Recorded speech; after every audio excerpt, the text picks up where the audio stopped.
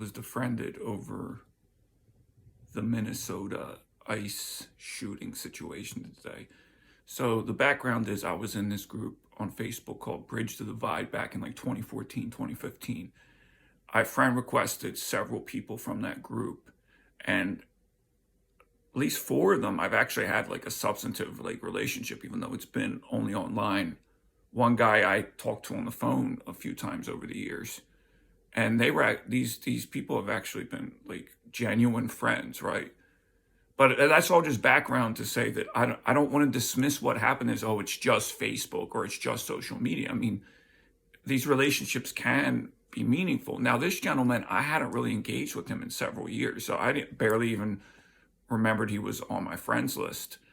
But he defriended me, but then I don't know where he was coming from. He decided he was going to message me, and he messaged me and said I'd shared like a video that was dissecting an angle of that car hitting or not hitting, like apparently showing that the ICE agent was being hit by that woman's car before he shot her. And he said that it was not clear that it was real, which I don't have any reason to believe that it was doctored, but maybe. I'm open that maybe it was doctored.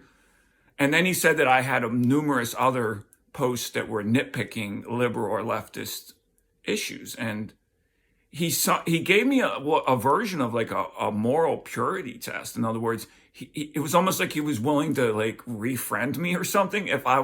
He asked me to affirmatively say that this shooting was not justified. And like, I mean, I come from like an honor and shame culture, not from my parents, but from my environment and maybe through my grandparents indirectly. And that's where it is just social media, right? Like that is just silly, right?